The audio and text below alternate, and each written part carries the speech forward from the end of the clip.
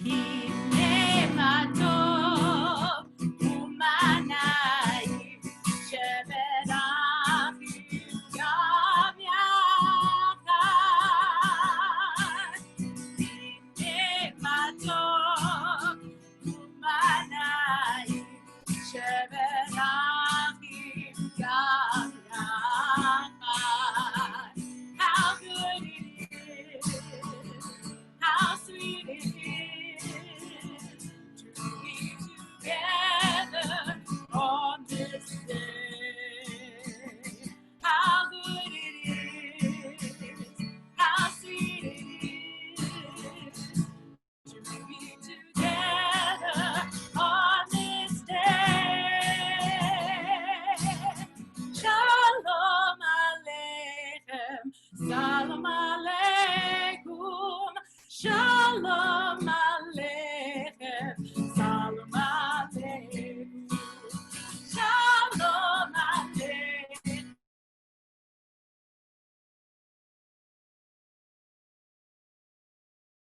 Shalom Aleichem, Salam Aleikum. Hine ma tov u'ma na'im shevet achim gam yachad.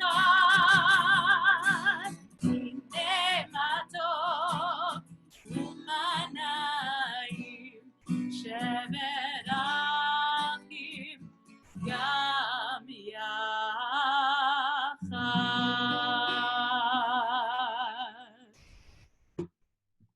Welcome, everyone. It is so wonderful to see everyone here in this weird virtual world, but this place is pretty familiar and pretty cozy and a lovely way to be able to connect with everyone.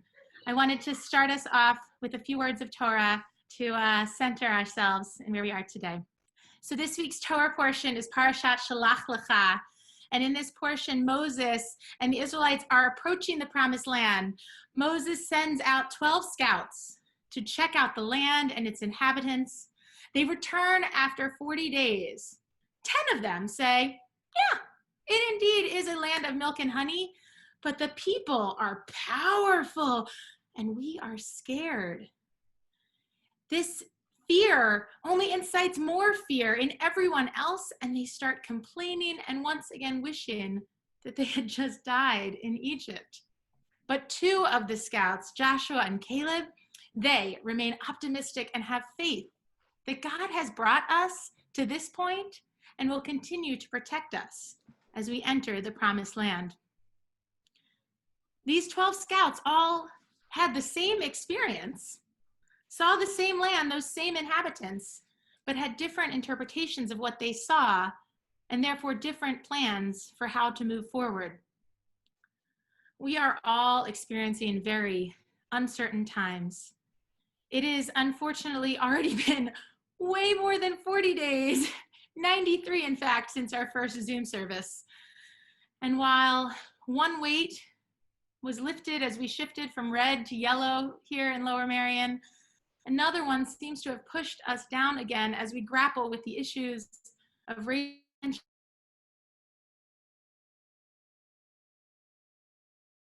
crowded and have had more than enough family time. Others find their homes to be empty and long for just a few more minutes with their loved ones who have passed away during this time. While some people are packing their bags and heading down the shore, hopefully still wearing masks and keeping proper distance, others are still having their groceries delivered and are longing for a day when they can hug their grandkids. While some are ready to march with our Black and brown brothers and sisters, others are still grappling with how to uphold communal values of social justice while also prioritizing personal health precautions. I recently heard someone point out that we are not all in the same boat, but we are in the same storm. My question for us now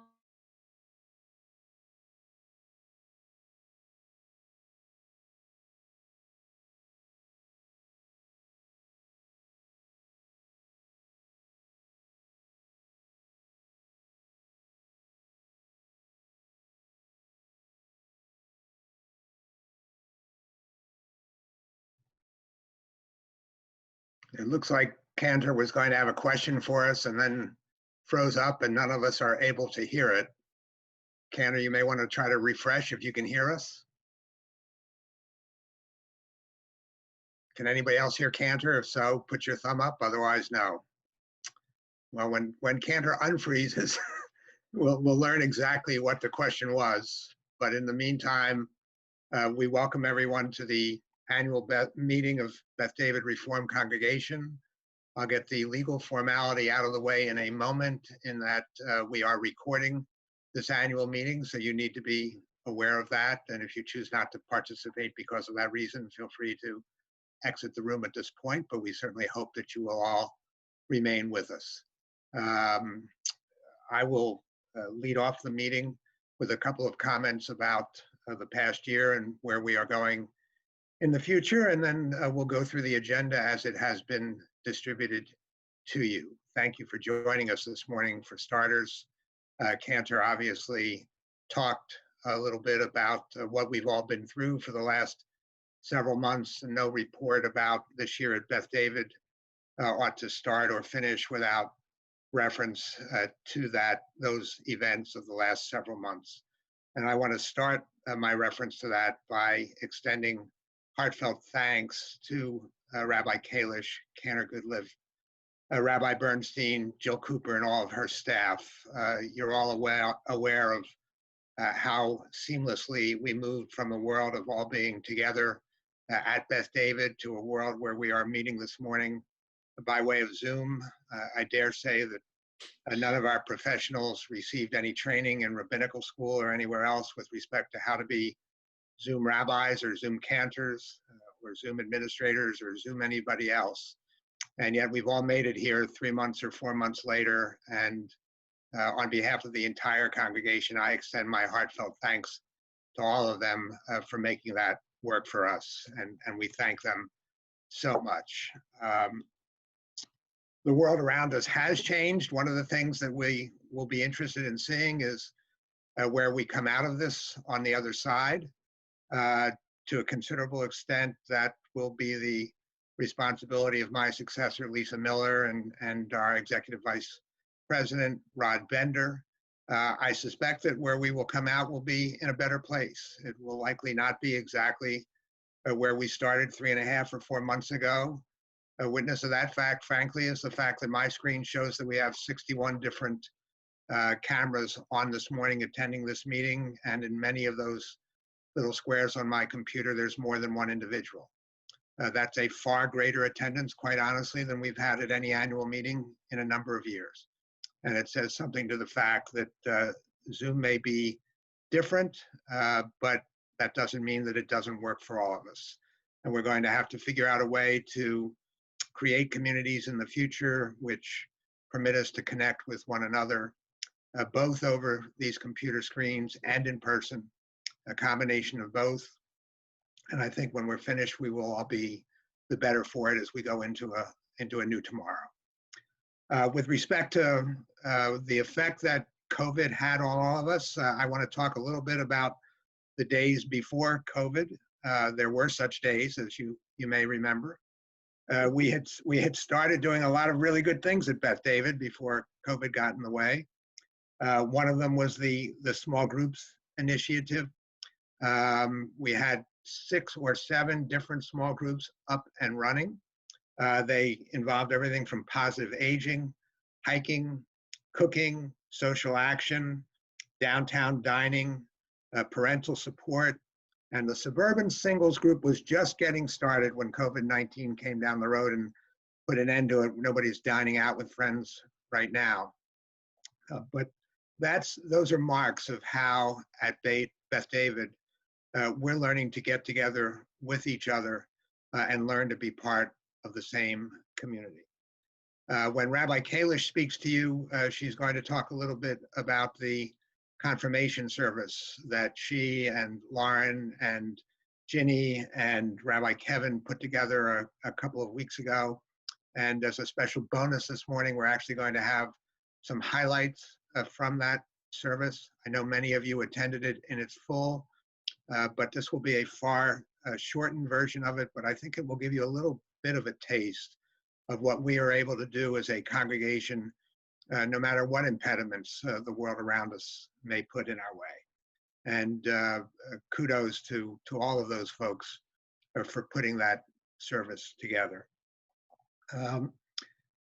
COVID presented us with one set of concerns. You may remember that before COVID, we had concerns with respect to security of our premises. We continue to have those concerns. Obviously, with folks not generally in the sanctuary right now, they have taken a little bit of a back seat, but we have been successful in applying for a grant from the Commonwealth of Pennsylvania, which will permit us, when we are able to get back into the sanctuary, to do a couple of things. One of them is to put a new exit into the sanctuary.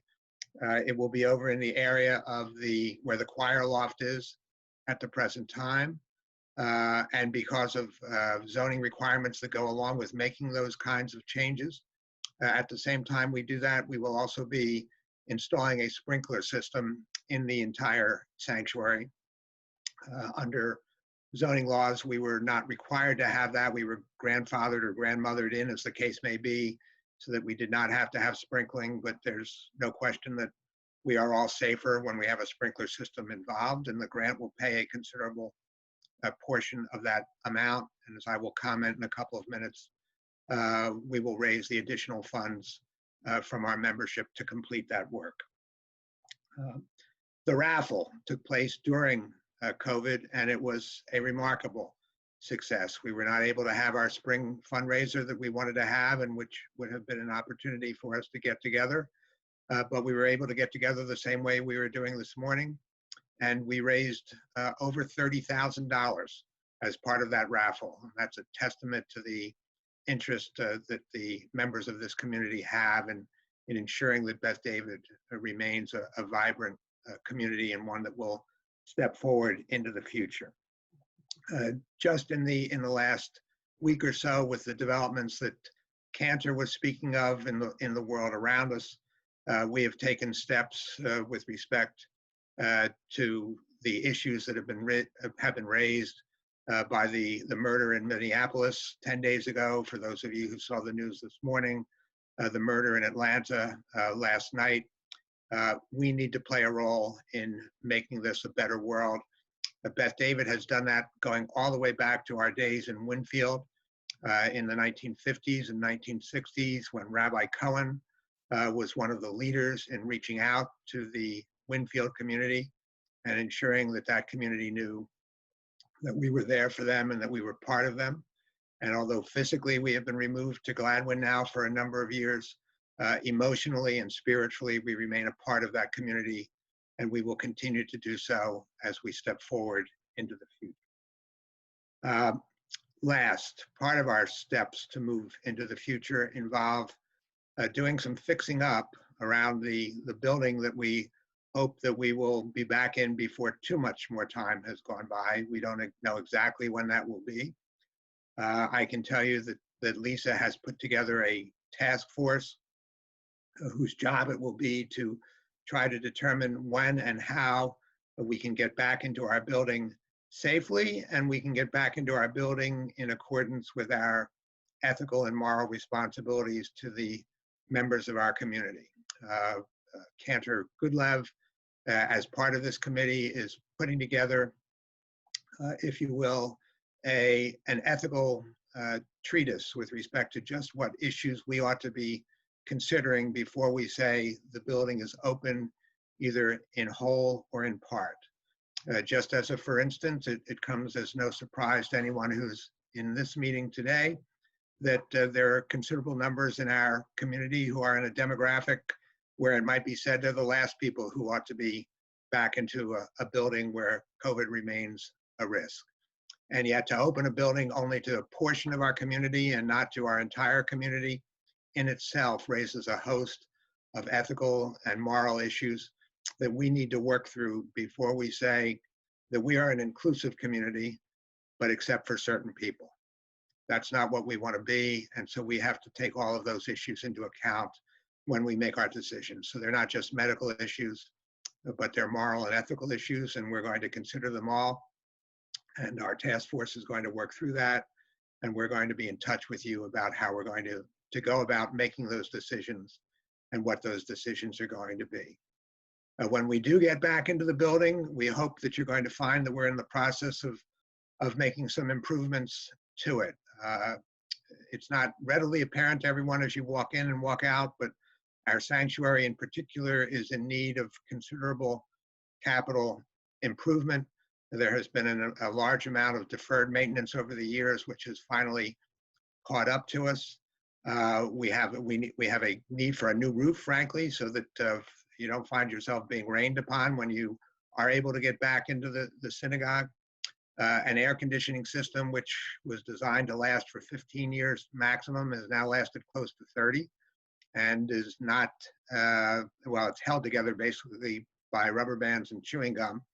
We need to do something about that.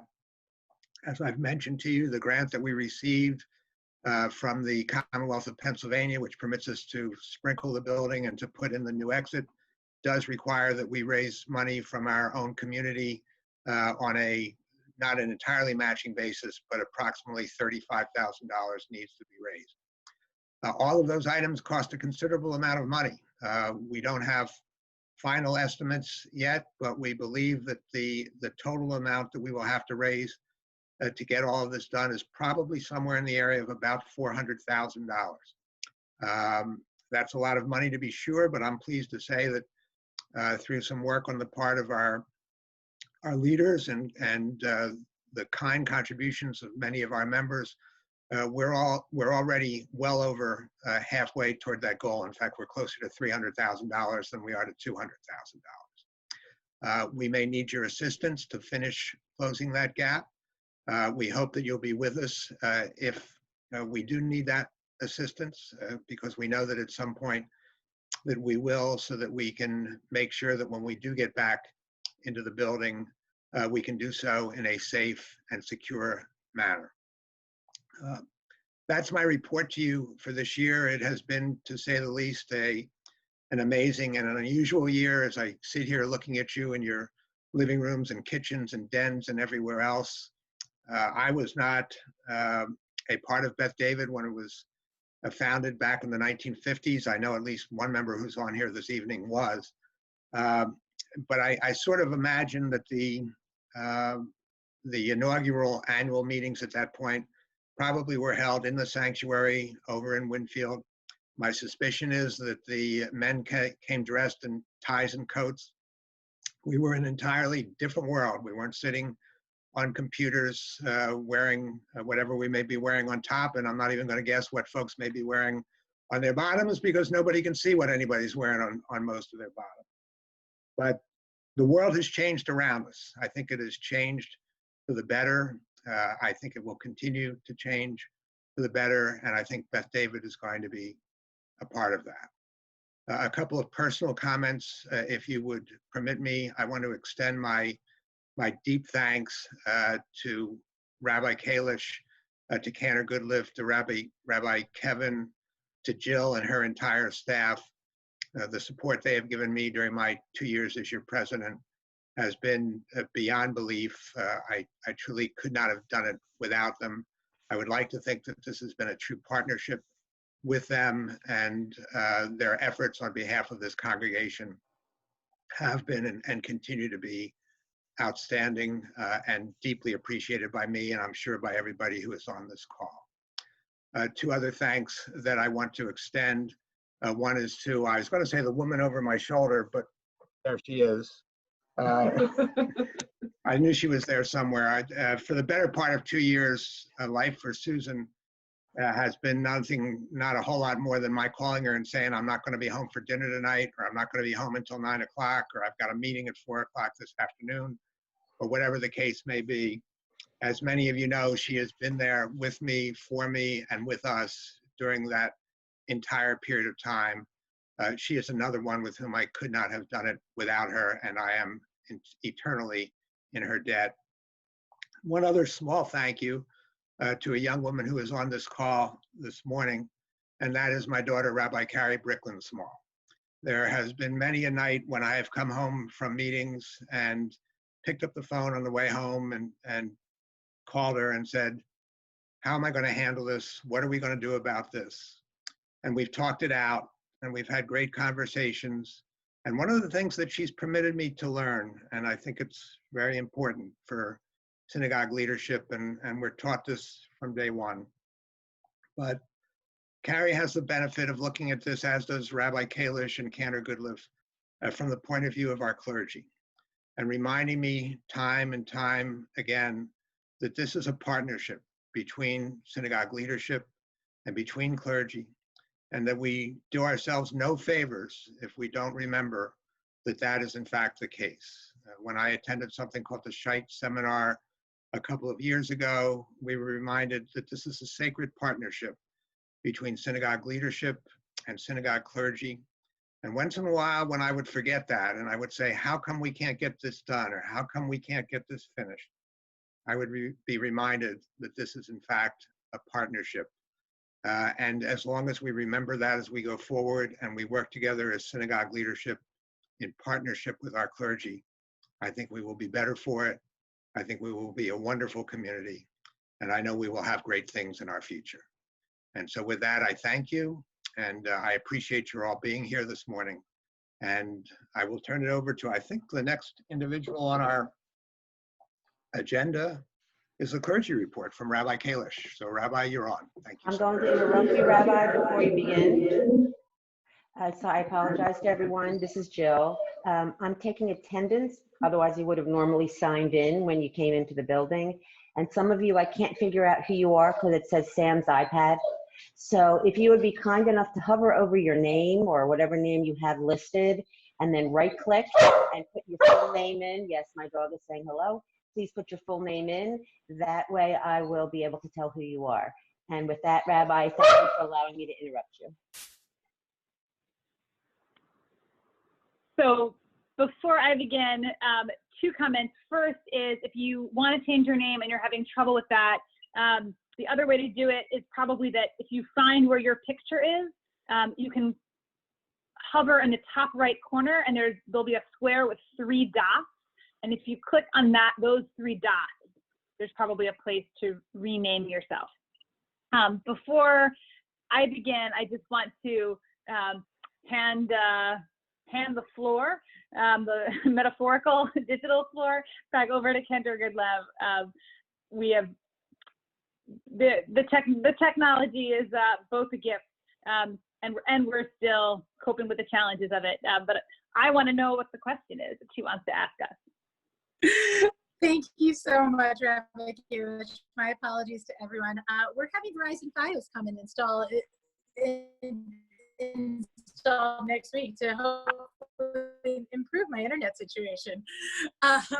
But in the meantime, finish the words that I had started off this meeting with everyone, where I had left off. I'll just back up a sentence. Now I have a sense of where I cut off. I was saying that I recently heard someone point out, but we are in the same storm.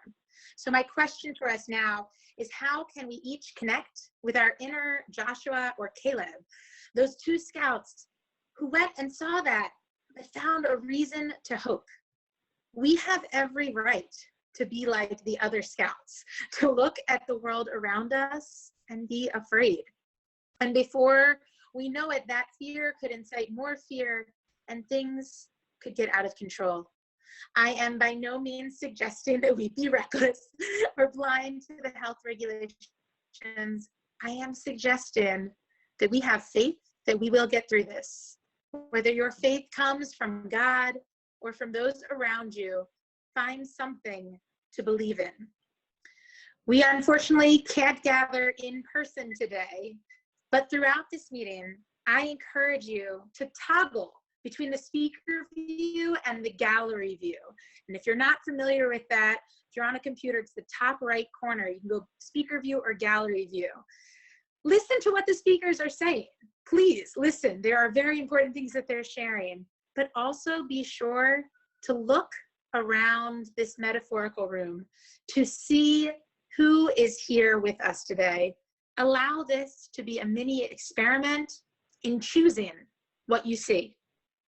See others and honor their unique experiences and gain strength from this supportive community. We may be in different little boxes or our own little boats, but together we will weather this storm. Rabbi Kalish, on to your report. Thanks. So this is an unusual annual meeting because typically the annual meeting is a way of sort of wrapping up a whole programmatic educational year. And as we float into the quiet months of our Jewish calendar and of the school year, summing up, seeing where we are, and then slowly preparing for the new year. But of course, we find ourselves in a little bit of a different place this year. Looking back and trying to reflect on some of what we had accomplished, some of what we had worked on, some of what we had faced over the past year, it was, to be honest, a little hard to remember. Some of the things that only happened a few months ago feel like eons ago because the world has been changing so fast over the past couple of months. And in other ways, the world has just been standing still. In the middle of this crisis, I think the questions we need to be asking ourselves as we think about the long-term well-being of this sacred community is first, what is this crisis teaching us? Second, what do we need to notice about how we're acting in this crisis that we need to stop ourselves from doing? And third, how do we remember back to where we were before this crisis and reassess what our goals were, what our projects were, what our sense of purpose was at that point, both in order to reflect and be able to change, and also to be able to recenter ourselves and maybe understand anew some of the goals that we had beforehand. So I just want to mention a couple moments from earlier during this past Jewish year to remind ourselves that they seem like a long time ago. But this past year included moments like the life-size model of a whale that filled our social hall, much to the delight of many children who ran in and out it, and adults also. And an appearance, who knew he was part of Beth David, by the prophet Isaiah, who bore a slight resemblance to our member Ben Kendall, but I think it was Isaiah himself, who appeared on Yom Kippur services. Our scholar in residence featuring Rabbi Rachel Shabbat Beit Halachmi, who talked about the Jewish obligation of Me Too, a concert in our sanctuary with the 93-year-old Auschwitz survivor and cantor, David Wisnia, son of our former youth group advisor, Avi Wisnia, and the two of them singing together. The birth of Cantor Goodlev's two young sons, Asher and Eli, being able to celebrate with their whole Goodlev family as we welcome them into the covenant. Partnering on social justice initiatives in new ways, both with the Shema group on social justice that Helene led this year, and highlights including the 1619, the first symposium that we partnered on with our neighbors, and the MLK celebration at Beth AME of Ardmore. Those social justice initiatives are seeds that we'll need to tend to carefully as in the coming months and weeks we think about how our congregation continues to push ahead with social justice. And in the Shema groups that Louis mentioned, you can see the full reports in the written board report, but Beth David members cooking together, hiking together, thinking about what it means to be growing older and the wisdom that we get from that. New groups forming all the time. New teen initiatives, including the monthly Mifgash Madrachim teen meeting, and our second year of monthly confirmation, solidifying our family education curriculum for grades K through 5 on Jewish values, and in 6th grade in coordination with the organization Moving Traditions. Marking the 1-year anniversary of the Pittsburgh shooting and thinking about the ways in which we can make sure that our community is secure and protected even in this dangerous and uncertain world. Mourning the deaths of members who were lost and of family members who are beloved and whose presence is still with us in our community. And celebrating new life, celebrating on Community Shabbat, the wedding of our board member, Steve Sokol, and former board member, longtime member, Ira Sharis, and all of the joy of that memory of celebrating together. And in our last large congregational event before we weren't able to be in person, the amazing Hamilton Perm spiel that so many people were able to pull off with so much talent and joy before all of us realized the world had to transform. And where have we been the past couple months? It's been, I think as of today, it's actually officially 3 months that we have been virtually Beth David, to use the phrase that Jill Cooper coined. And I think it's important that Cantor and I go back and forth about the phrase virtual services, because we have been being Beth David. Beth David's building is closed, and we are doing worship and learning and community in different ways than we have ever done them before. But Beth David is open. Beth David is alive and bustling in many ways. Shabbat services and Torah study have higher attendance on pretty much a regular weekly basis than at any other time during my tenure. And we're reaching people who weren't always able to come, but who are able to come over Zoom. We're helping each other learn how to use this technology. And over the past 3 months, people who at the beginning of this crisis weren't familiar with this technology are now showing up on the screen to connect with our Beth David family and with their own families, of course, also. We weren't sure what it could ever mean to celebrate Passover over this digital means, and this is what it looked like.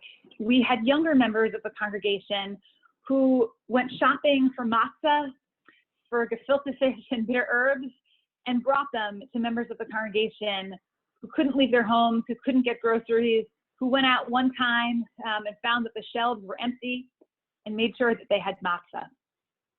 We had videos daily from me and the Cantor and families watching them. We had families from all across congregational life in an amazing Dayenu video, our entire congregation singing in a video that the Cantor, together with Susan and Jen Cohen-Dickler, edited so masterfully. The last time I checked, I think it was it like 1,000 views, Cantor? Someone can put that in the chat if they know, but many, many people watched that amazing video. And members of our own congregation virtually inviting other people in to Seder so that we could have Seder together, even in separate homes. Virtual describes the medium through which we're doing synagogue right now. The wires, the metals, the cloud that makes up the pieces of equipment that sit in front of our desks and our tables and our living rooms, and that exist in all different places. Where in the world it does do all of these wires live that are connecting us? What we see is each other, and what we see is this community that continue to exist. And just as Judaism has thrived and evolved through challenges in generations and generations before us, what we see now is before our very eyes, the way in which it will continue to evolve and adapt. I don't think any of us ever would have thought this was possible. If Lewis had known that his tenure as president would include this crisis, I think he may have thought twice about taking on the challenge of this presidency. If Lisa had known that what she was stepping into, perhaps she would have had second thoughts as well. But what I don't think any of us could have predicted was how amazingly fast and agilely our community will have stepped up and transformed to meet this moment. If we had tried to plan for this, if we had held committee meetings, if we had had a feasibility study about whether or not we could transform and how long it might take us to catch up to speed, we never in our wildest dreams would have imagined what has been possible. And so I hope that we can maintain that spirit of optimism and of wonder, even in the midst of these very dark days that our country and that our nation are facing. Our country is in a crisis unlike any that I've known in my lifetime, and I think it's fair to say that perhaps anyone on this call has known in their lifetime. Beth David needs to be able to respond to the urgency of this moment on a national level and on a personal level for many of our members as well. And we will find ways in the coming weeks and months to do what we can to meet all of these crises. And I hope that we might have faith we can meet these challenges just like we met the challenges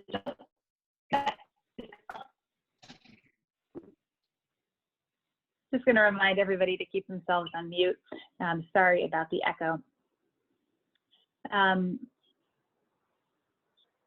Just as we have met this challenge.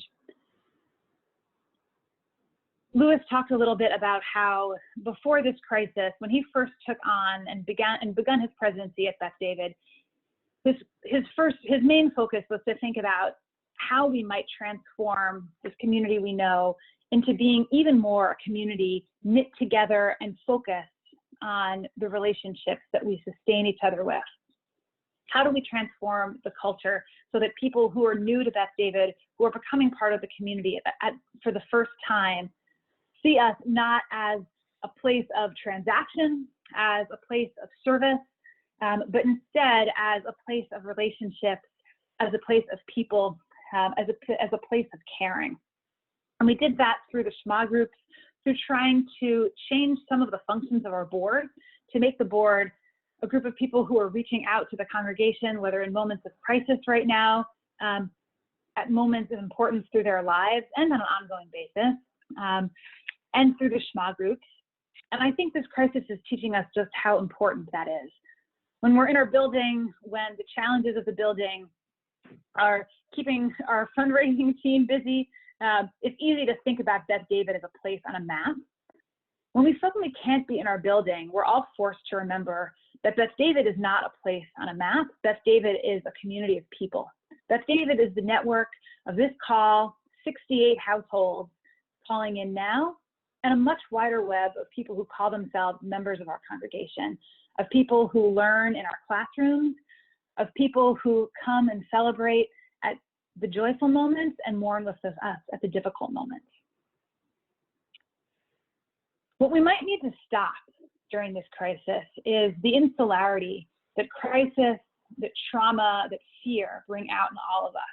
And I think the challenge of this moment is how we might be able to recognize that fear that is in this incredibly uncertain and difficult moment for us as a congregation, because we face real challenges, for each of us as individuals, because this crisis has been painful financially, for our mental health and our physical health, for all of us in many ways,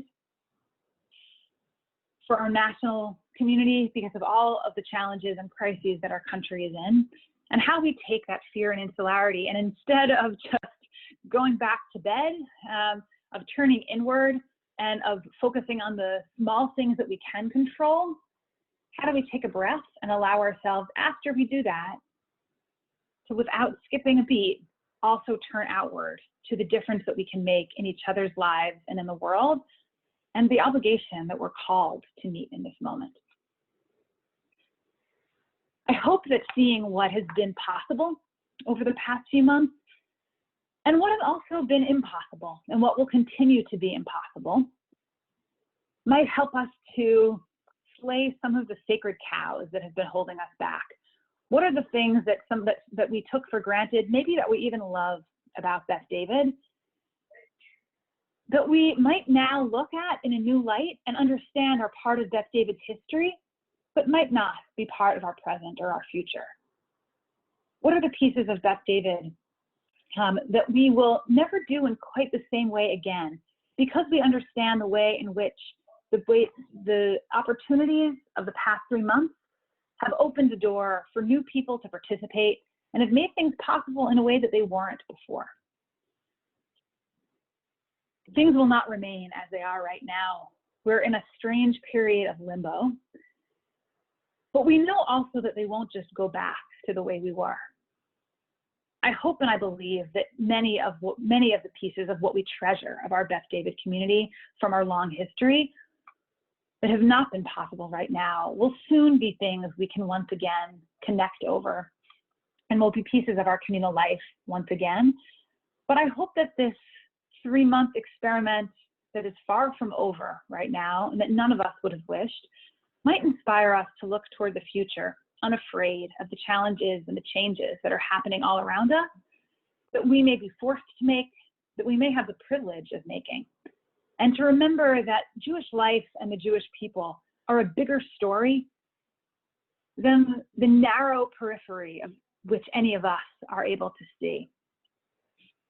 We're privileged in this moment in time to be part of the next chapter of the story. And this is a moment of bridging, of taking what we love and what we cherish from the past and holding on to it tight, but not too tight, as we move toward the future with boldness, with hope, and with love. I hope that all of you saw in your email boxes just before Shabbat that next week, the Cantor and I will be holding 2 focus groups to start thinking about the high holidays. Because a lot of people clustered shoulder to shoulder in one large room, singing full-throated and reading out loud for, well, you know, my services tend to go a little long, so forgive me. A long time, it's not the safest way for us to be together, friends. What the high holidays will look like, it's going to be different this year. I promise you, and the Cantor promises you, and our whole team promises you, that Rosh Hashanah and Yom Kippur will be beautiful. They'll be meaningful, and they will do the work of transformation and of connection that the High Holy Days have done for Jewish communities for generations and generations. If any of you are able to make the focus groups on Tuesday or Friday, and if you're not able to make any of those times, please do be in touch with Dina in the office by email. If you don't have her email address, you can send me or the Cantor or Jill a chat during this meeting, and we'll send you the information to RSVP, and we'll pull together a 3rd focus group if there are people who can't make those 2 dates. But we want to have your help in partnering to find a way forward to these high holidays, to make sure that the days are beautiful, and that we accept both the limitations and the opportunities of this medium. As Louis said before, I know that many of you were able to join us on confirmation on Shavuot this year, and it was really just a breathtaking service. And I think all of us who were there, even for me and the Cantor, for Rabbi Bernstein, and for Ginny, who helped prepare the students and who knew what was happening ahead of time. I mean, we had a dress rehearsal, but until we were there doing Sacred Community live in that moment, I think none of us knew how special it was. But the Cantor has put together an amazing little highlights reel for those of you who weren't able to come to confirmation, to see a little bit about what it was and what the 6 students who were part of this past year's confirmation class let us in that evening. For those of you who were there in person, I think you'll enjoy seeing it again, because it's a good reminder, I think, of why we are Beth David, of why all of us put in the time and the money and the energy into keeping our community strong, and also into how it is in this moment of crisis that we transform disappointment into wonder, into hope, and into both opportunities that are less than what we'd hoped they would be, but also in other ways even more. One of you who is on this call sent me an email after confirmation saying that confirmation is one of the sweetest moments every year at Beth David, and that after years of confirmation, that this year's may, in fact, have been the most beautiful. And without further ado, I'll ask Miles, who has been helping us so incredibly through this entire crisis with his tech savvy, to show us the video that the cantor put together.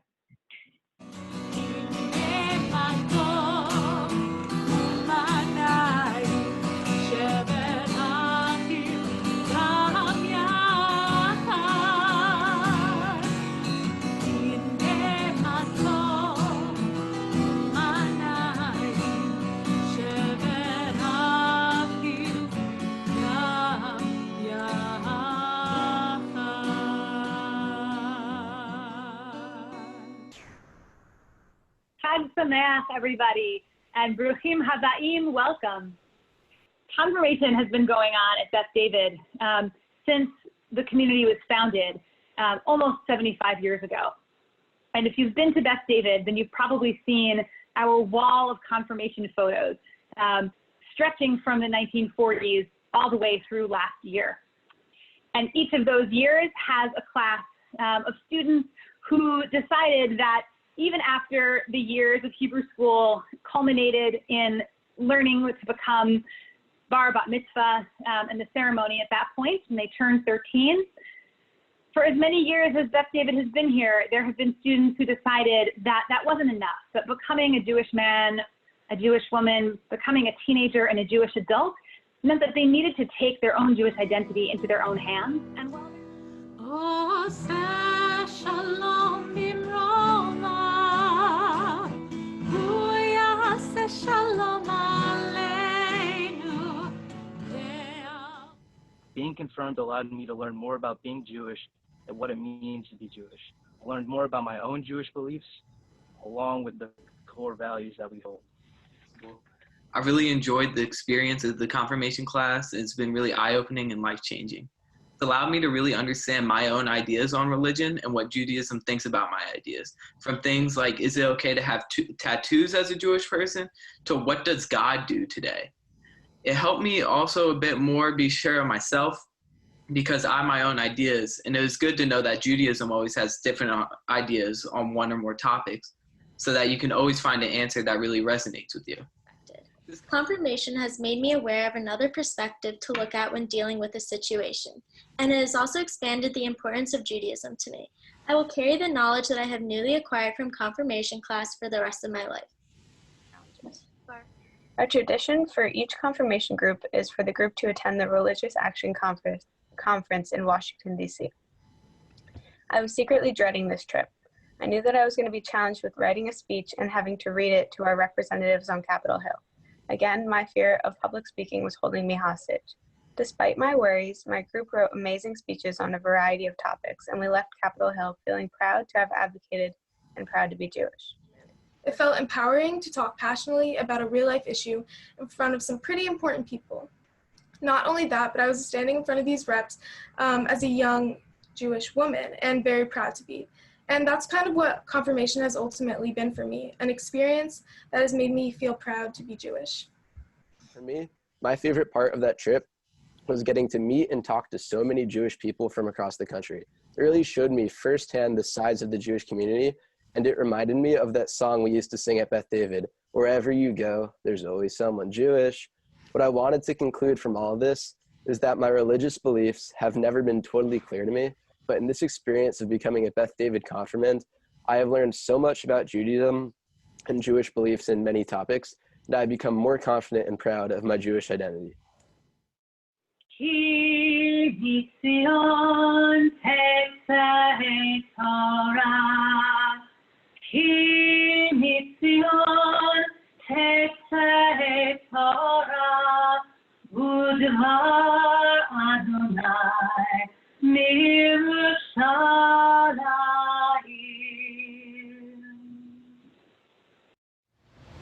Vahar Sinai Ashan Hulo Mibnei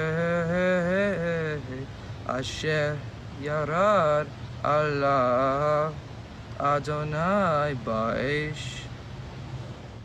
Vayered Adonai El Har Sinai El Rosh HaHar. Vayikra Adonai LeMoshe El Rosh HaHar. Vaya'am Moshe. Vayomer Elav Adonai Leifreid Ve'elita Ata Ve'aharon Ima Vaydaber Elohim et kol hadvarim ha'ele lemur. Lo tisa et Shem Adonai Elohecha lashav ki lo yinakeh Adonai et asher yisa et Shemo lashav. Kabed et avicha v'et imecha lema'an yarechun yamecha al hadamah. Yasher Koach to all of our students. I will say personally that I had the pleasure of sort of being with you at different points in your Torah chanting, from studying with you, some of you studying with you back at Bar Bat Mitzvah, but we'll fast forward to this, studying with you for this portion, meeting you at Beth David in this weird situation with our masks on, keeping our distance, but joining you and standing with you, distant from you, as you all chanted Torah. Then seeing all your recordings come in as I received all the recordings and tried to edit them all together and make them ready for this service. And even so, that I've seen this now a few times, this is still so beautiful to be able to see you at this service, to see it in this format, to hear it mixed in with your own personal words of Torah, in addition to our traditional words of Torah. And it just fills me with such hope and such love, knowing how hard you guys have all worked for this. And so I wish you from the bottom of my heart a huge Yasher Koach, a huge Mazel Tov in all you have done.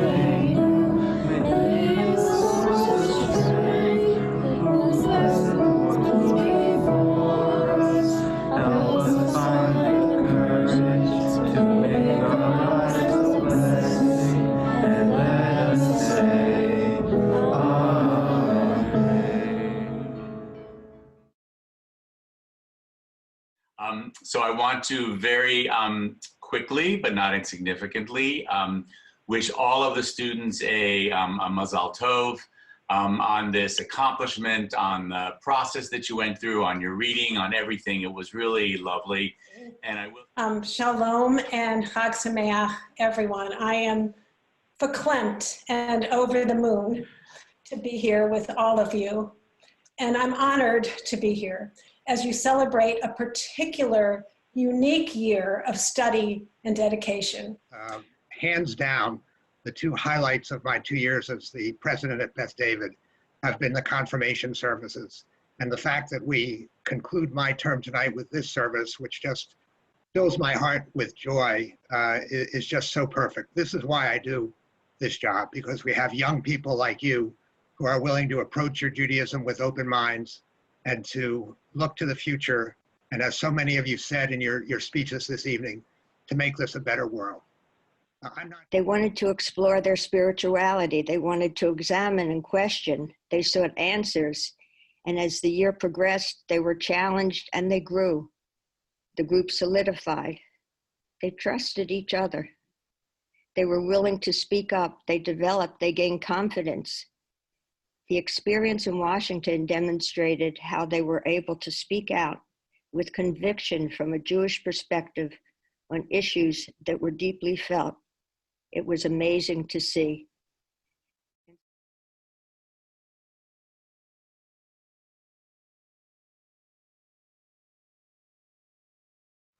Hi, I'm Leah. I'm from the confirmation class of 2019, and I want to wish the class of 2020 good luck, and congratulations. This is really exciting for you guys.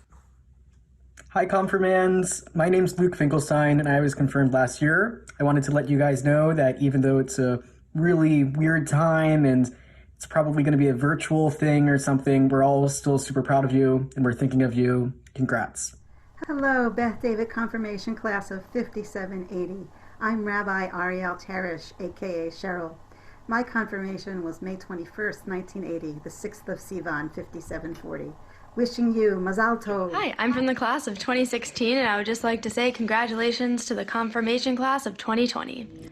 Hi, I'm Cari Bricklin-Small, a member of the confirmation class of Beth David of 5757 or 1997, sending you, the class of 5780, a major Mazel Tov. Thank you for joining this virtual gathering, for making sacred space in this strange technology. Thank you most of all to our confirmands for being students, for being teachers, for showing all of us what is possible. May the light continue to shine.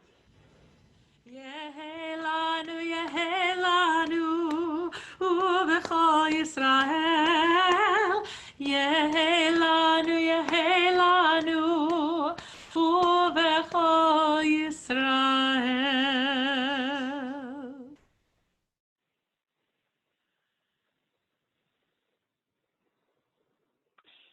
So thank you to the cantor for all of her work putting that together. I see a couple of eyes that are not dry out there, but thank you for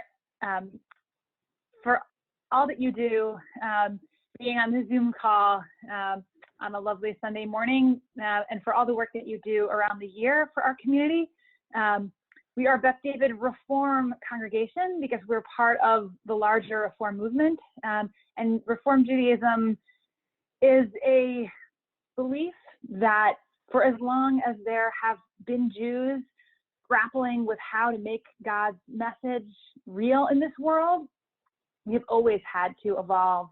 We have always had to center ourselves on what is core, on what is true, on what is sacred, and figure out how to make it real in the world.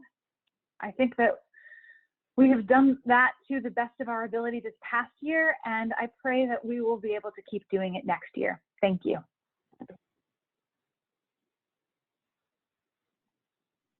Thank you, Rabbi. I believe next on our agenda is Rabbi Bernstein with respect to a report from our educator. I'm not sure I saw him on the screen. Is he here? He's here. He's go, here. Go do it, Kevin, please. Hello. Hi, everybody. I guess it's 1 minute after, so I'll say good afternoon and not good morning. That's assuming that you're coming to us from Eastern Standard Time, which may not be the case anymore. So somewhat quickly, I just want to run through what our year has been like. And it's been a good, solid year, in spite of a couple of challenges. Some of them obvious, some of them, like Rabbi Kalish indicated, are hard to remember. But we overcame and dealt with some changes in our security procedures that started this year and dealt with them. We had a situation where we needed to divide up one of our classes, one of our larger classes of kids that was large and, let's just say, very active. And we decided that we would split them up into 2 different groups and dealt with that. And the good news, and I guess it's complete good news, but the good news was that just at the time that we were heading into the pandemic, I think we were starting to see the fruits of those labors in terms of getting them on a good and healthy educational track. The pandemic, of course, was a big challenge too. And as some of you may know, especially those of you with kids in the religious school program, we continued on with a pretty complete and good helpful Zoom class program, especially focusing on giving the kids the chance to see each other and maintain that especially social and educational social connection with Beth David up until the time that they were originally supposed to stop classes, and we succeeded in doing that. On that note, I wanted to give an especially a heartfelt shout out to Beth David and the leadership, who, quite different from many synagogues, made it very clear to me, who then made it clear to the teachers that they were on board for the duration, and that Beth David was committed to keeping them on board and paying out their salaries. For some of them, they are very important salaries, albeit part-time. And I think that our teachers responded in kind. We're totally committed to the project of continuing online with Zoom things, and we're completely devoted and never said no to any requests that I made of them to enhance or maybe do more. And I thank you for giving that message to me and me being able to give that message to them. And again, I want to repeat that that was not universal in our Jewish community.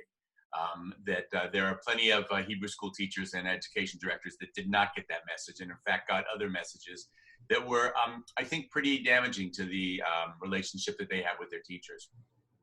On that note, I'll turn to next year, and I will tell you that all those teachers are coming back, and perhaps just as, if not maybe more important, that we're already in the process of registration.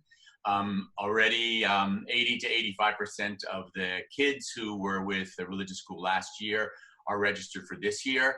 That's ahead of pace, actually, of what we usually experience. And one thing that is probably important to mention is that in the conversations that I've had with parents who did not immediately register, only one out of the ones who have not registered yet had indicated to me that the finances, especially post-pandemic, are weighing heavily on their decision as to whether they would come back. So that's a good thing for us to keep in mind, and a good thing for us to know that that's where the parents are. So that's going well. Another thing for next year that I'm looking forward to is a little bit of a continuation of this past year. And some of you may not know it, and he's on this call, and I think that, you know, he can wave to identify himself. But this year was the beginning of at least a 2-year commitment that I got from Josh Nelson, who is a rabbinical student at RRC. And his position is not only rabbinic intern, but also as assistant director of the religious school and all of its programs.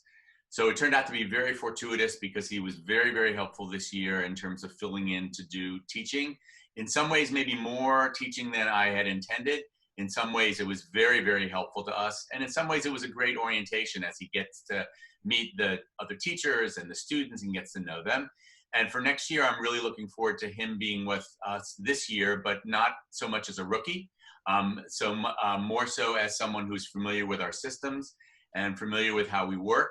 And he can help do what was really what is the purpose of it, that in addition to helping him to learn and see what it's like being an educational director, that he will enable the two of us together to even get more done and to expand our program. So I'm looking forward to that. Speaking of expanding programs, one of the things that we're thinking of doing, hey Josh, one of the things that we are thinking of doing is, in addition to our family education programs, which Rabbi Kalish mentioned, are becoming more and more robust and more complete, and continue to get really, really good attendance from our parents and from our families, we're thinking of expanding that a little bit in terms of the social action sphere, of having more often and beginning to develop what we hope will be a regular series of times where each of the different grades will be able to go out, leave the building, get out in the world, visit with other organizations in terms of social action projects, so that they can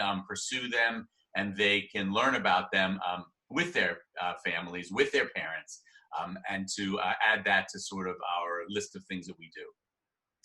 That's it in terms of the religious school. I'll move on to youth programming.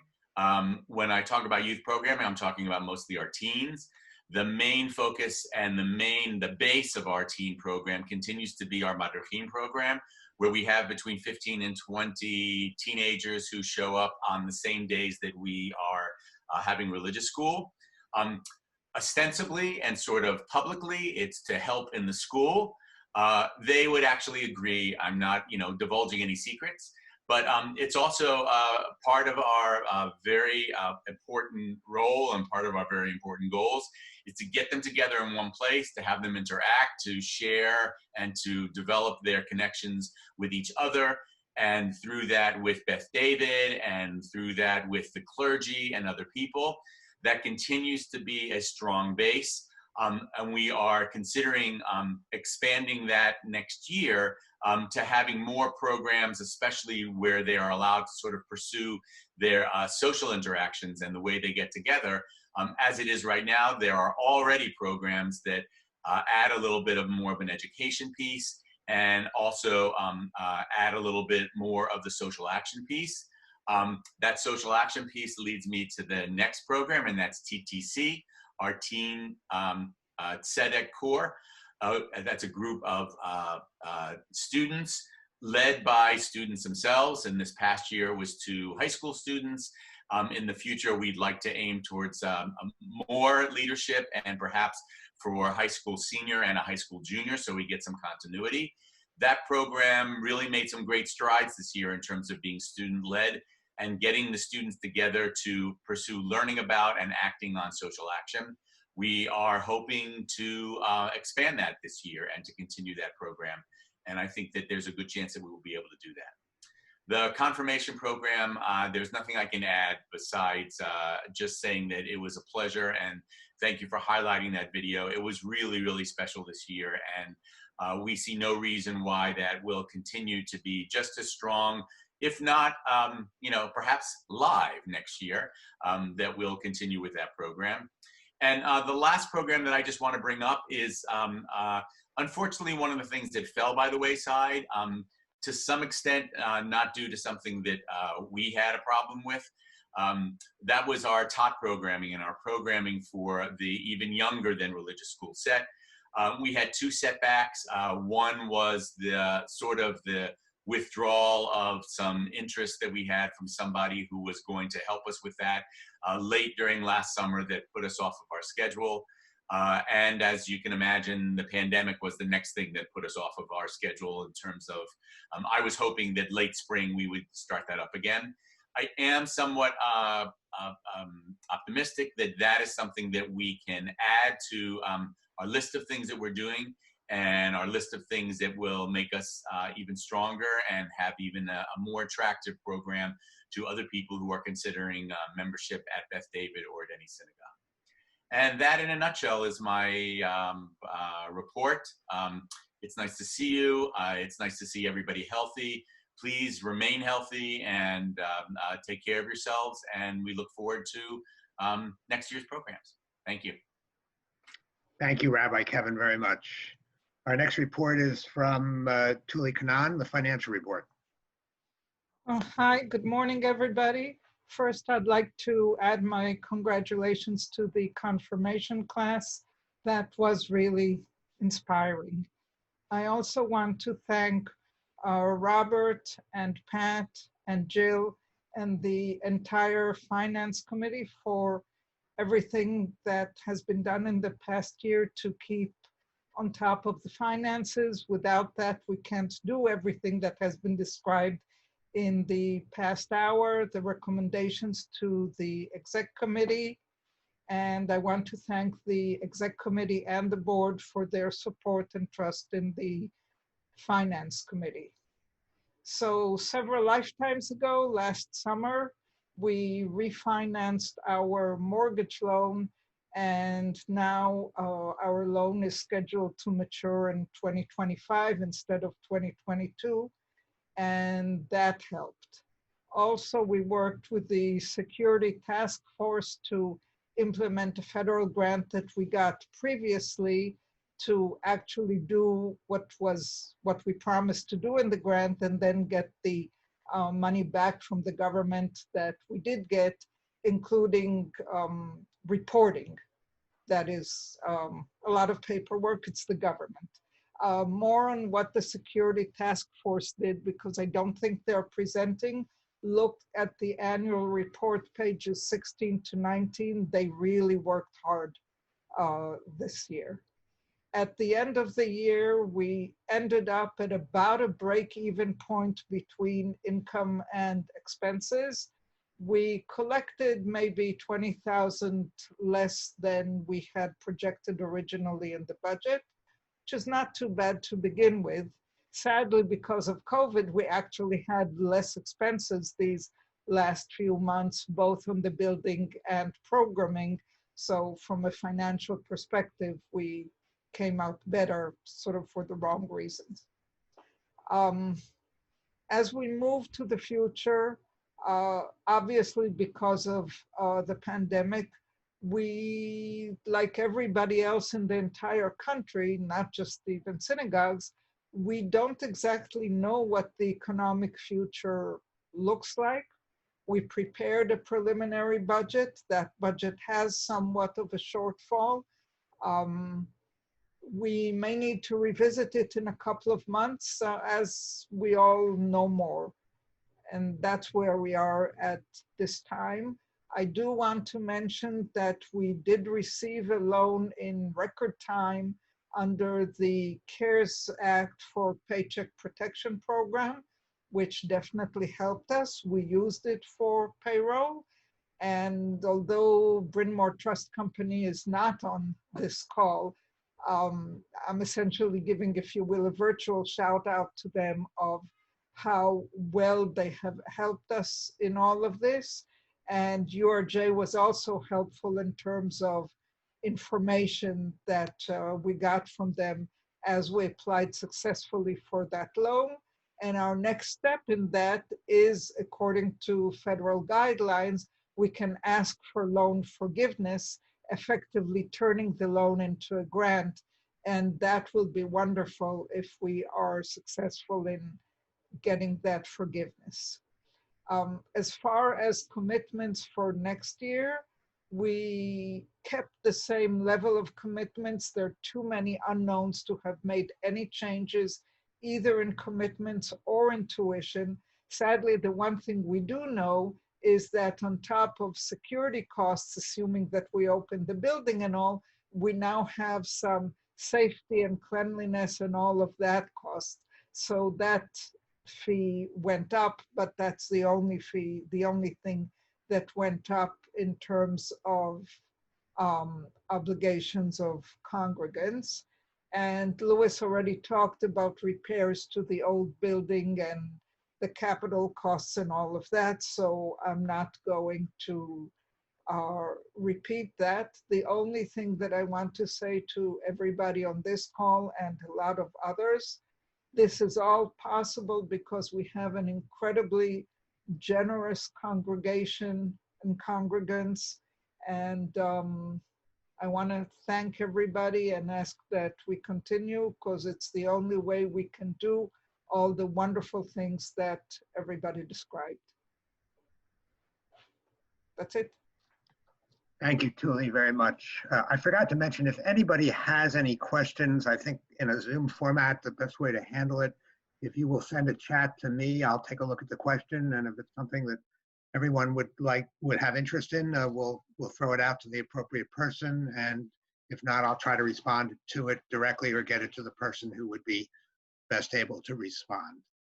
Last report this morning is from Roberta Rubin with respect to the sisterhood. Roberta?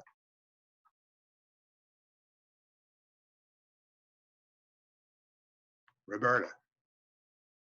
Any Roberta? Jill, can you tell if she's online? She was earlier. She was earlier. I saw her. She maybe stepped away. Can you hear me now? Yes. I hear. There you go. Okay. Go ahead. Thanks. Let's start again. Good afternoon. Rather than repeating Sisterhood's annual report, which I hope you'll all read, I'd like to address the unspoken question which some of you may have.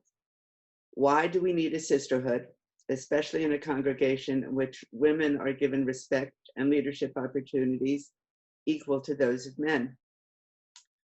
My answer is equal does not always have to be same.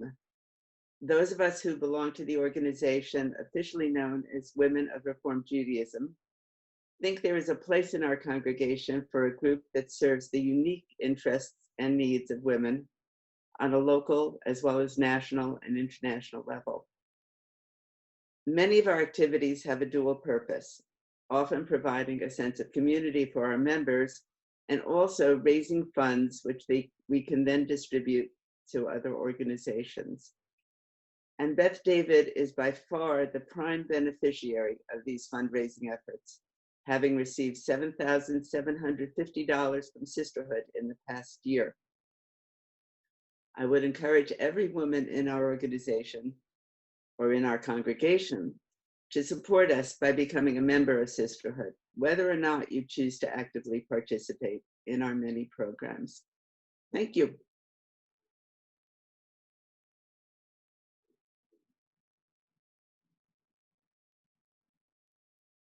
Next. I'm up. I had to get my mute button off. Thank you, Rebecca.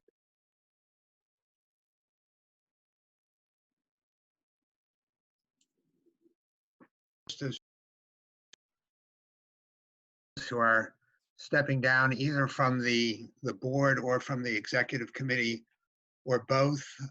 Eileen Rosen has been a member of the board for several years and is stepping off. We extend our thanks to her.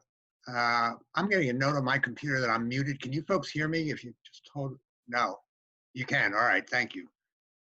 So we extend our thanks to Eileen.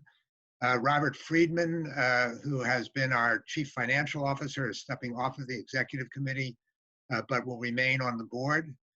Ray Reed is our immediate past president, has been on the executive committee. He will now step off of the executive committee, but will remain on the board as well.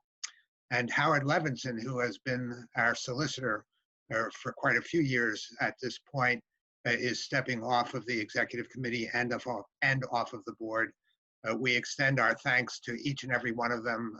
The work that goes on behind the scenes to keep our community running, as has been described in great detail this morning, is enormous, and we can't do it without those folks, and we thank them very much.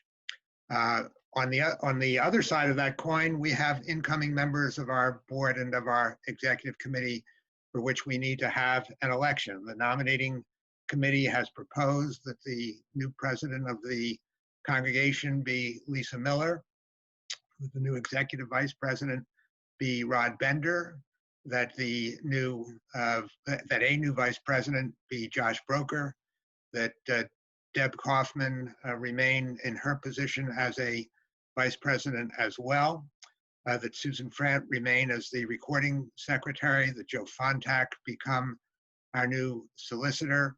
And if I'm missing one position, you'll forgive me, but it's in the annual report that has been sent out to you. By way of new trustees, the nominating committee has proposed that joining the board of trustees should be Jill Bronner, Sam Goldfarb, Sarah Mickelson, Lisa Prince, and Dave Whalen.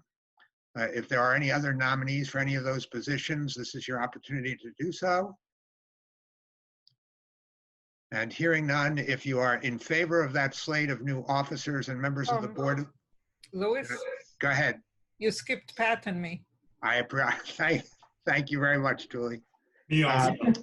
My bad, to say the least. And Louis, sorry, there are a number of people who are being reelected for their terms. Thank you, Ray. And that is set forth in the report that has been provided to you by Jill. I'm not going to go through that entire list, but it is there in front of you. But Julie is absolutely correct in reminding me that she will become the new chief financial officer of the congregation, and Pat Panassi will become the new treasurer of the organization, subject, of course, to the vote that we are about to take. So with that in mind, if all in favor of the new slate of officers and members of the board of the congregation, please raise your hands on Zoom, if you will, the first time we have done it this way. Any opposed, please raise your hand or put into the chat box. Hearing no opposition, those members of the board are elected and those new officers of the congregation are elected. And this would then be an appropriate time for me to turn the meeting over to my successor, Lisa Miller. Welcome aboard and thanks.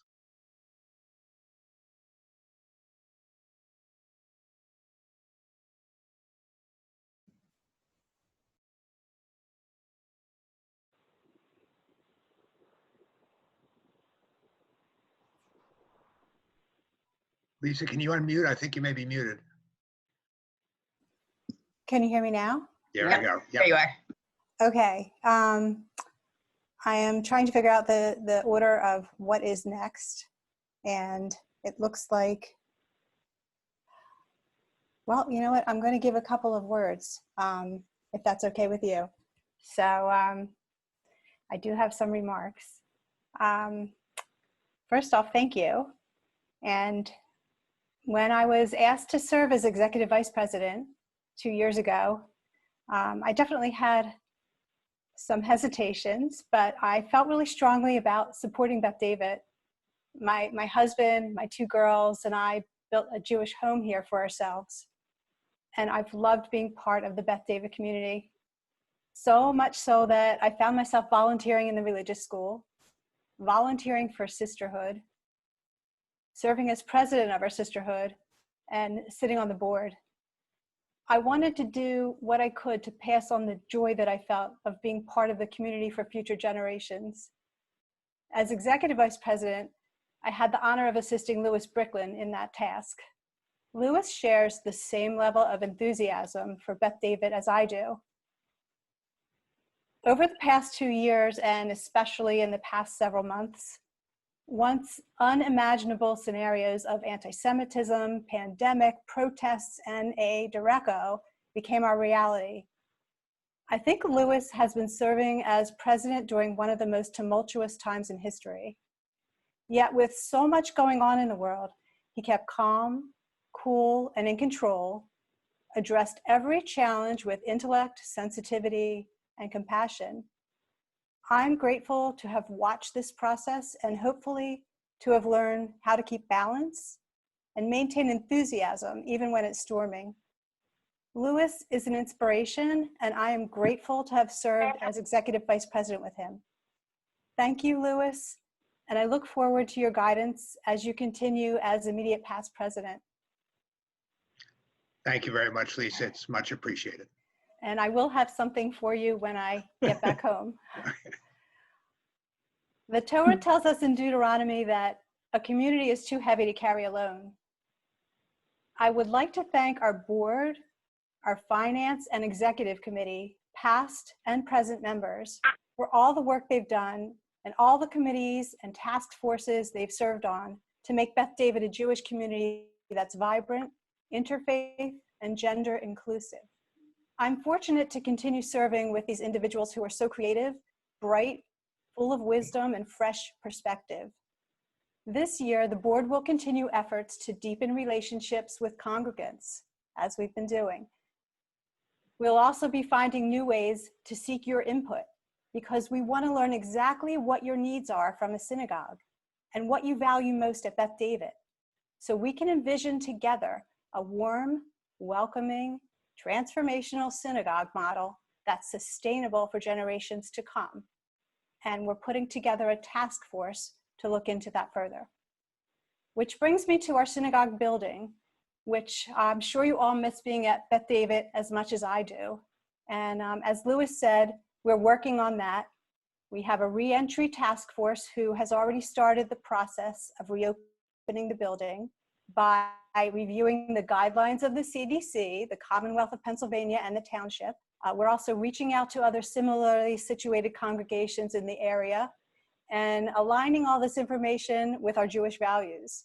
We have several experts who are medical professionals from our congregation, and we'll continue to consult with them to help implement a safe return. The safety of our community members is the first priority, and it should be done right, not rushed.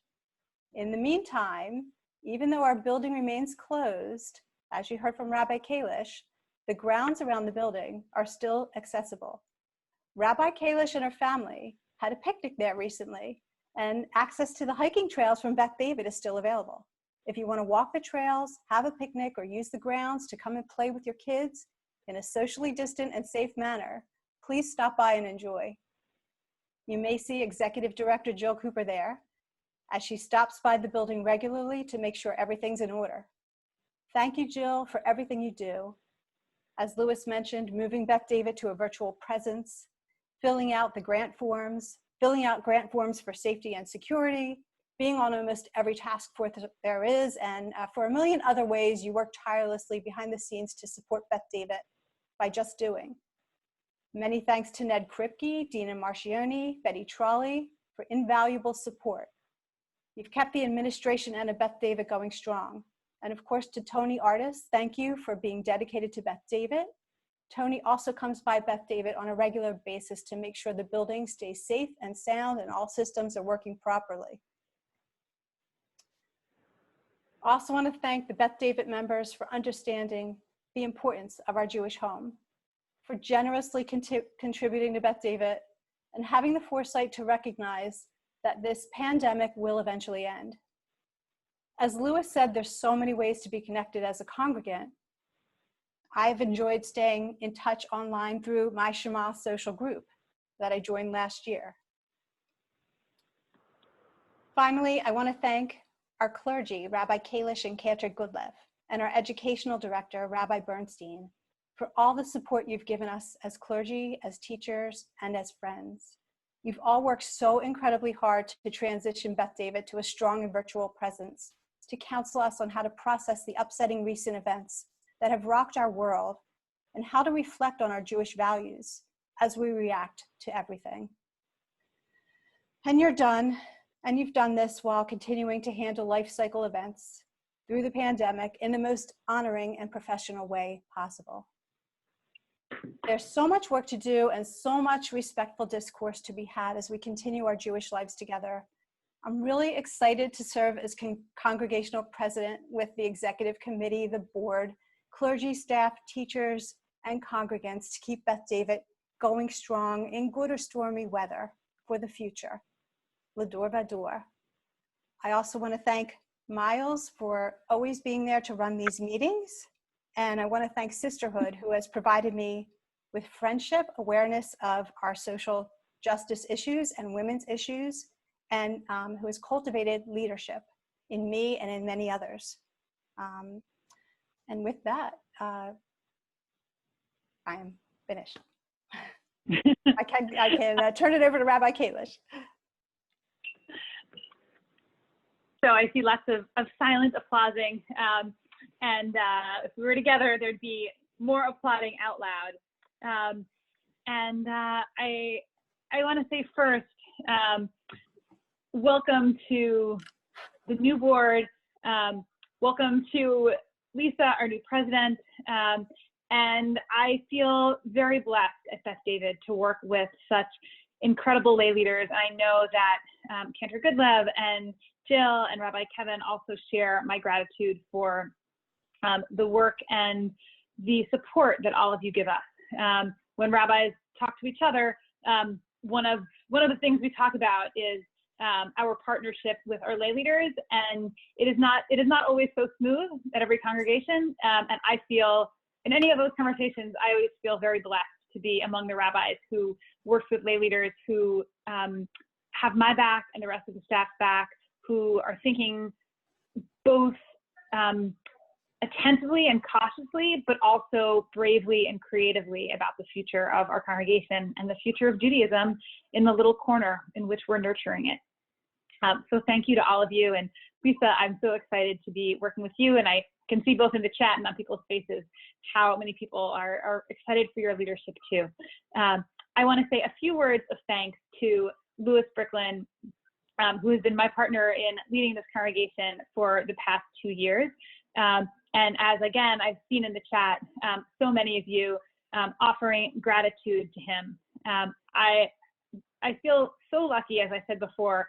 Louis is the 4th president that I've had the privilege of working with at Beth David, after Susan and Tracy and Ray. But I do think that Louis, although all of them really had presidencies that included a lot of turmoil and transition, and sort of unexpected events happening in the congregation and in the world, I think that Louis probably gets the title, as somebody said earlier, of the president who has had the most challenging time. Not that long, I think I mentioned before that not that long after Louis began his presidency, the entire Jewish world and the whole country was shaken by the Pittsburgh attacks. the deadliest attack on the Jewish people in the history of America, on American soil. To begin a presidency under the shadow of that threat, bookended by the crisis that we find ourselves in now, is no small task. Louis has the support of all of us working at Beth David, but in between those two crises, he also had to hold the ship steady together with the rest of the leadership and the staff during my second maternity leave and the Cantor's second maternity leave. There was a lot going on, and yet I think it's abundantly clear to anyone who's been part of Beth David over the past couple of years how steady Louis's leadership has been, how focused he has kept us on the task and the vision that he set out of thinking about Beth David's future and the way in which Beth David can be a piece of ensuring the future of the Jewish people, and in thinking about what the hard questions are that we need to be asking about synagogue life today, to make sure that we are financially sustainable, to make sure that we are opening our doors wide and embracing interfaith families, embracing the diversity of all who want to be part of our congregation and our community, and making sure that our community can really be of the people and flourish and thrive because of all of that diversity and all of that participation for the next generation. So Louis, it hasn't arrived in the mail yet, mail being what it is, but I just want to, I want to show you and show everybody my gift to you for our partnership and for your hard work. This is a piece of art that will be arriving from Israel. It's a paper cut by an Israeli artist of our patriarch Abraham, gazing up at the stars, and it comes from a scene in the Torah in which Abraham is doubting the future. He says to God, God, you said lech lecha, you said go forward with this promise, but I don't even have a child yet. And if I have no heir, how will there be any future to our people? And God, the Torah portion says that God literally takes Abraham out of his tent and shows him the stars in the sky and says, as many as the stars in the sky are, so will be your offspring. All of us on this call and the broader community, Beth David family and extended family, that everybody here and that Louis, through his leadership over the past 2 years, has worked to protect in the future and to care for, those are the stars that Abraham was looking at. And Louis's presidency began before he officially agreed to take on the role of serving as the next EVP and eventually president. He met with me and asked me a series of tough questions about the future of synagogue life in America.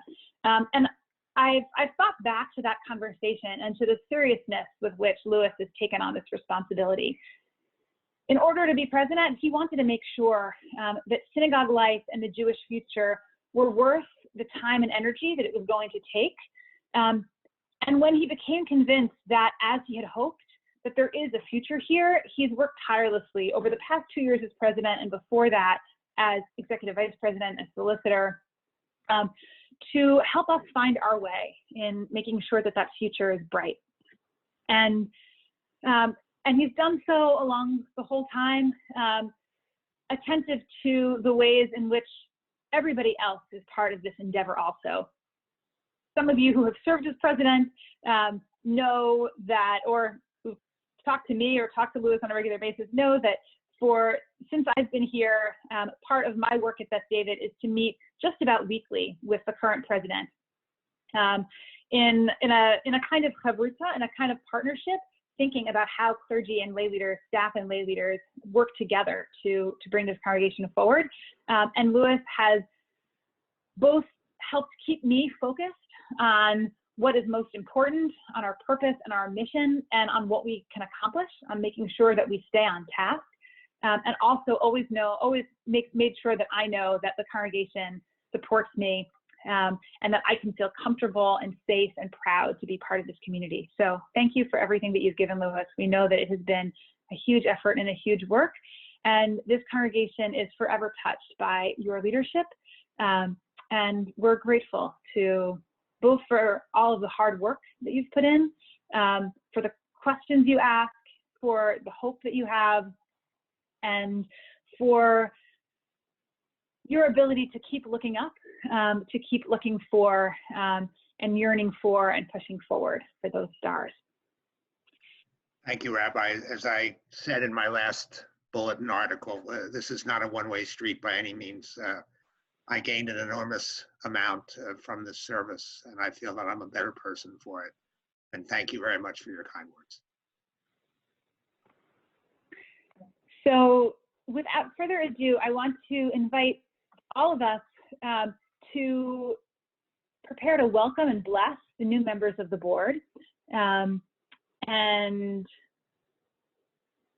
we are, you know what, I'm going to ask, I think we can all see the text. So if you don't have background noise, I'll invite you to unmute yourself. People can do that, I think. I won't unmute everybody in case some people have background noise. So if you can just be careful to make sure that if you do have background noise. And I want us to read this blessing together, because the blessing is not just from me and the cantor, but from all of us as a congregation. And then we'll mute everybody before the Hebrew blessing, so that the cantor and I can sing that blessing. And you can feel free to sing along to that part too, but I'd like to read this part together. If we were in person in the sanctuary, we would be holding up the talit that Beth David commissioned in gratitude to Susan Levy's years of service here at David. And we can't be here in person, we can't all grasp onto that talit, but all of these little boxes, incoming board members, may you see this as the talit, as the Sukkot Shalom, embracing you and holding you and thanking you for being willing to take on this leadership. Please join me. Holy One of blessing, So these leaders who have been elected to serve our congregation, Instill in them with insight and understanding, perseverance as well as patience, inspire them to work together in pursuit of our community's greatest aspirations, even as they watch over its daily needs. Oh God, we are thankful for the dedication and giving service. Men and women before you to devote their energies to your service, to the benefit of us all. grant success to their endeavors, and help them to lead us in the pursuit of our sacredness.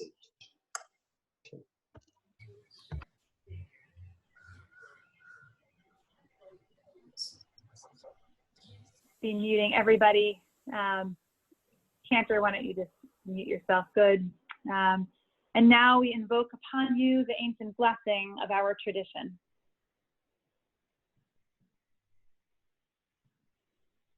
I think Rabbi Kalish is, oh, there we go. Now she's back. He froze for a sec. Yivarechechem Adonai ve'yishmachem. May God bless you and protect you. Ya'er Adonai panav elechem v'chunechem. May God's light shine upon you and be gracious to you. Yisa Adonai panav elechem v'yasem lechem shalom. May you feel God's presence within you always, and may you find in yourself, in our world, and in this sacred community, the gift of shlemut, of wholeness, the gift of shalom, of peace. And I'll unmute everyone so that we might say amen. Amen. Amen. Amen. Amen. Amen. Amen. Amen. Amen. Amen. Amen. Amen. Is there any further business? Amen. Lisa, as president, I think you get to adjourn the meeting for the morning or the afternoon now.